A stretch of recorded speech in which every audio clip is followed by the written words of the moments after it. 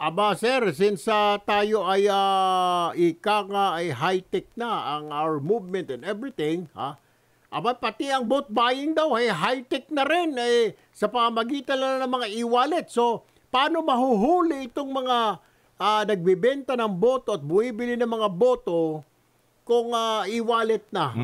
Ito ba na-anticipate ng COMELEC, Attorney Laudianco? Opo, Kong Erwin at Sir Adjo, ito po kung inaakala po nila na makakaligtas po sila at anonymous ang gagawin nilang vote buying by online platforms, ay nagkakamali po sila, sir. Ang ating pong Bangko Sentral ng Pilipinas at ang Anti-Money Laundering Council ay kasama po namin dito sa Committee on Kontrabigay. In fact po, 3 days ago, naglabas po ng circular ang Bangko Sentral sa mga bangko, BSP Supervised Financial Institutions. Kasama po itong GCash at Paymaya. At inaatasan po sila na subaybayan at kunin ng impormasyon ng alin po yung pong mga unusually large transactions, yung pong very frequent transactions sa bigla na lang dumami, nagsusurge, yung pagdami po ng nagre-register sa kanilang platform, yung pagdami ng cash in at pag-cash out. All in all po, ang tawag po nila dito ay suspicious multiple transactions. Ito po ang babala namin. Yung pong magpapadala ng pera, registered po yan, may pagkakakilanlan. Yung pagpapadala ng pera, registered din po yan at may pagkakakilanlan. Yung pong pagpapadala ng pera, may digital transactions at kaya pong i-identify, ibigay sa COMELEC. Yan po mga datos na yan. Kung sakali pong meron pang lumampas sa kanilang surveillance, kung may magtuturo po sa COMELEC, pwede po namin isabina ang lahat ng electronic data na yan bilang ebidensya po sa pagsasampang kaso ng dalawa po. Isang petition for disqualification para matanggal namin sila sa listahan ng kandidato. At ikalawa po, yung criminal offense, yung pong election offense na tinatawag, pagkatapos ng preliminary investigation, may probable cause, sampa po kami ng kaso sa regional trial courts. Do you think susunod naman kaya itong mga companies na ito, sir? Kasi parang mawala silang customer. The more na maraming ipapadalang pera, the more nakikita itong mga kumpanya na ito, attorney.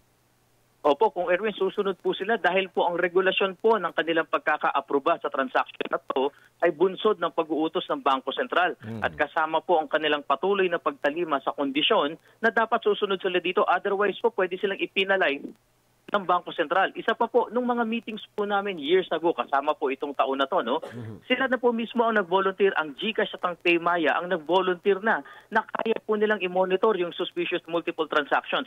At isa rin po sa kondisyon ng kanila pong approval, bilang isang BSP Supervised Financial Institution, ay hindi dapat maging plataforma ang kanilang platform po sa paggawa ng krimen. May katanungan dito, Bay, bago ko i-turn over po kay attorney, kay Aljo. Paano raw kung yung supporter, yung financier ang magpapadala? Sasabit ba si chairman o si kagawan?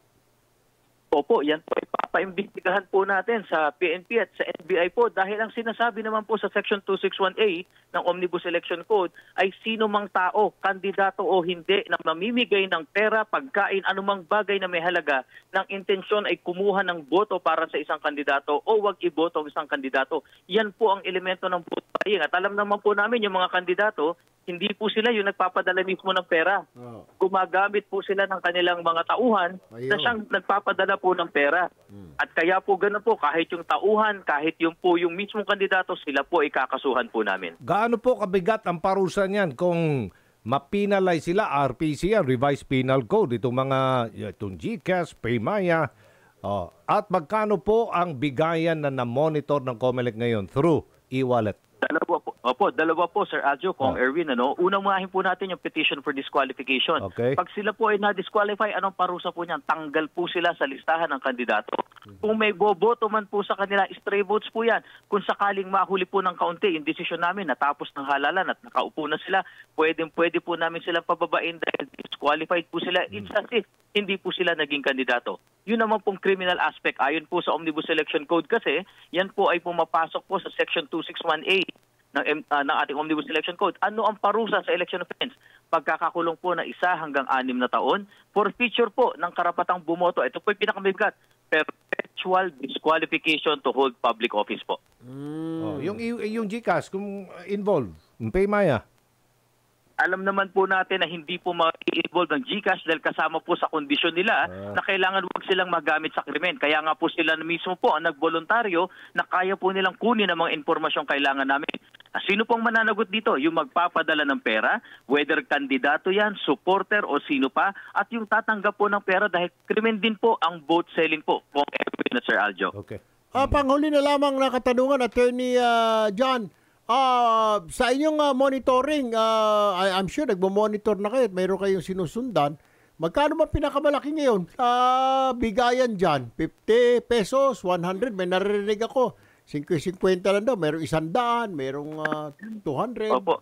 Ang nakikita po namin at nadidinig-dinig namin batay po sa mga usap-usapan ay 500 pesos. Kaya nga po nililinaw natin sa ating kababayan, 2 taon ang termino nung opisyal na iluluklok natin sa barangay at SK elections. Yung 500 pesos na yan, pag hinati mo sa pang-araw-araw, wala pa pong 40 centavos ang tinatanggapin nila sa kaaraw-araw. Kaya po ganun kababa ang pagbebenta nila ng kanilang boto. Huwag po nilang gawin ito. Pamayanan po nila ang magsasuffer dito dahil baka po 10 beses na kunin yung 500 piso na ibinayad sa kanila. Nasusunod ba yung 5 pesos per voter? Nagagastusin ng mga kandidato ngayon, sir? Maalalaman po natin, Sir Aljo, no, pagsusumite ng kanilang statement of contributions and expenditure. And besides po, tingin po namin napakalaking deterrent na araw-araw ipinapahayag namin. Bawal kang mamigay ng ball caps, t-shirts, pens, pants, mga bowler bands, o anumang bagay na may halaga dahil this is constitutive of vote buying po. Ituturing na kagad namin vote buying po pag namigay sila ng mga bagay na yan. Okay.